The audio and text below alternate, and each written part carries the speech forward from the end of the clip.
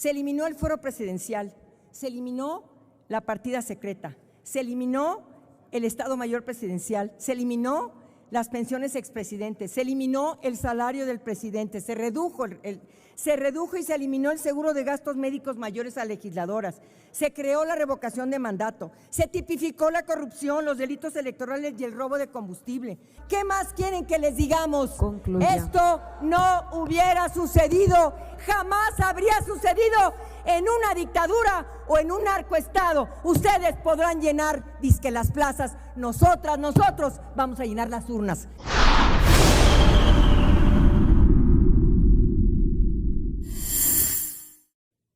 A ver. Miren, como tengo 2 minutos, lo voy a decir rapidito.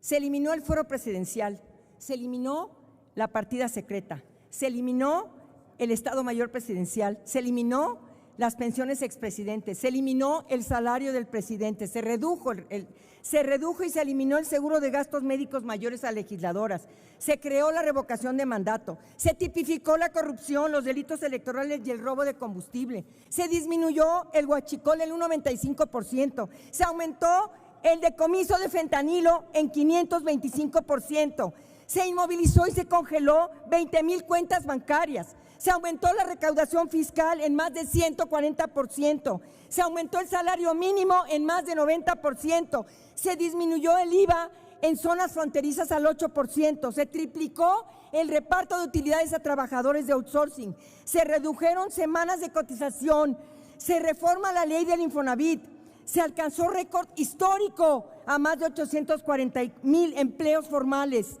Se aumentó la pensión a 2,800 bimestrales a más de 1 millón de personas con discapacidad, a adultos mayores, becas a 11 millones de niñas y niños jóvenes para que continúen sus estudios. Se entregaron apoyos económicos a más de 150 a 500,000 pesos a más de 50,000 escuelas en sus programas. Se han plantado más de 400 millones de árboles. Se creó el estado de bienestar.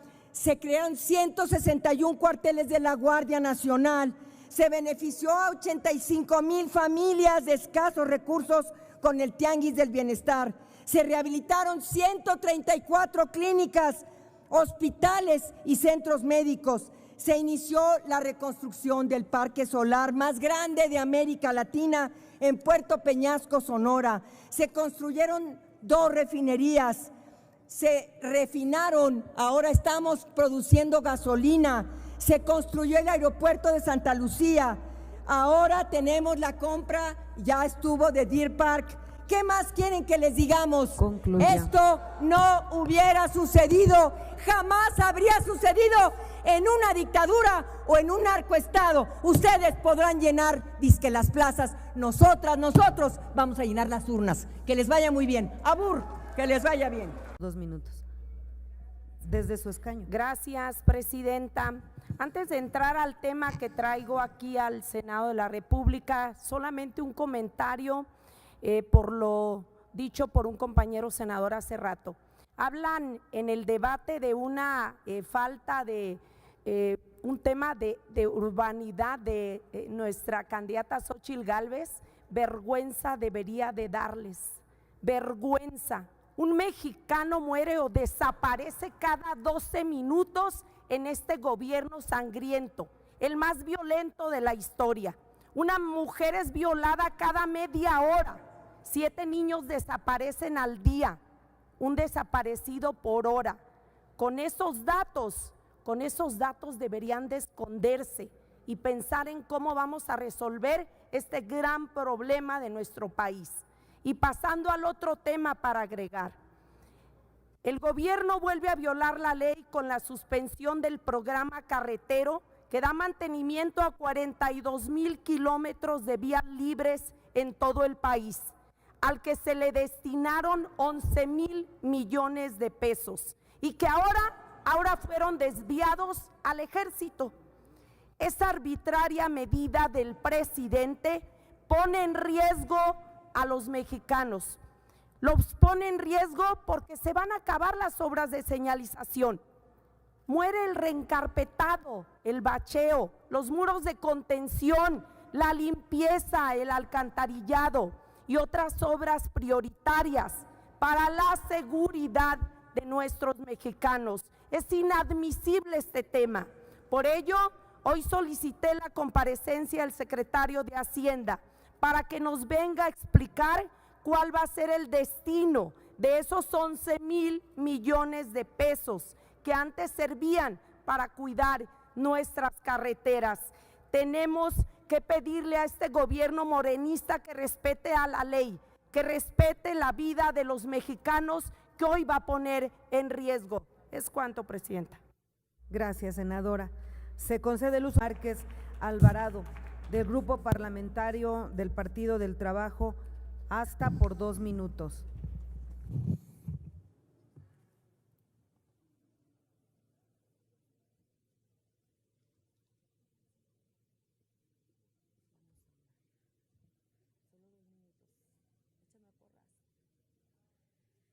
Con su permiso, presidenta. Bueno, pues participo desde este Senado de la República para mis amigos y familias de Aguascalientes. Les informo, mexicanas y mexicanos, familias de Aguascalientes, que he presentado 2 puntos de acuerdo en este Senado de la República.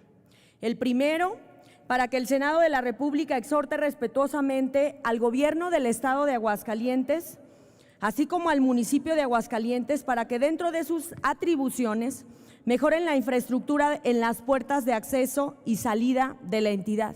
¿Por qué? Porque esa es la justificación de la gobernadora. Para todo dice que Zacatecas, para todo dice que Jalisco, pero no controla la seguridad en su estado. Eso es un hecho. El segundo, para que exhorte el Senado respetuosamente al gobierno del estado y al municipio de Aguascalientes para que utilicen la tecnología, porque resulta que presumen el C5, que presumen que hay muchas cámaras en el estado de Aguascalientes, pero nada se resuelve. El otro punto de acuerdo es para que el Senado de la República exhorte respetuosamente al Ayuntamiento de Aguascalientes para que remita un informe sobre las acciones y estrategias de seguridad pública que han implementado en los últimos 2 años. El otro es para que el Senado de la República exhorte respetuosamente al Ayuntamiento de Aguascalientes para que evalúe la permanencia del secretario municipal de Seguridad Pública, y lo mismo con el Estado, para que la gobernadora del Estado evalúe la permanencia del secretario estatal de Seguridad Pública ante los nulos resultados. Y les voy a decir qué pasa en Aguascalientes. Pasa que ya están en campaña y su estrategia es la violencia. Resulta que policías municipales y policías estatales están cansados de la corrupción, porque les piden operar en las campañas, les piden entrar a las casas y golpear gente, les piden los votos a fuerza y si no te corro. Entonces va a haber un cambio en Aguascalientes, la transformación va a llegar en Aguascalientes porque estamos hartos de la corrupción, estamos hartos de la corrupción de Teresa Jiménez, del PAN, que quieren imponer a fuerza, desde con policías municipales, policías estatales. El otro día un policía vial me decía, este uniforme lo pagué yo. ¿Cómo puede ser posible? Hemos llegado a un grado de corrupción en Aguascalientes que la sociedad ya no aguanta. Basta ya de corrupción y, como dice nuestra líder, corrupción o transformación, corrupción o transformación, transformación para Aguascalientes. Gracias, presidenta. Al senador Daniel Gutiérrez Castorena, del Grupo Parlamentario Morena. Con su venia, señora presidenta, quiero hacer una pequeña reflexión porque estamos viviendo el mundo al revés. Generalmente, cuando se niegan las cosas en términos de que en México estamos viendo una dictadura, en México nos gobierna un autócrata, en gobierno hay una gran corrupción, pues están leyendo su pasado en realidad. Porque si algo tuvimos en nuestro país fue un Estado autoritario, si algo tuvimos en nuestro país fue la ausencia de división de poderes, mandaba un solo presidente y ustedes obedecían los 2 grupos parlamentarios.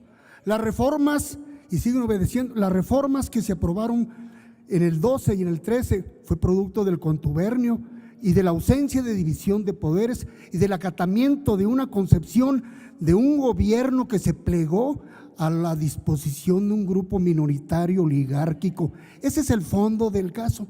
Pero ¿por qué se repite tanto de que no hay democracia, de que es una dictadura?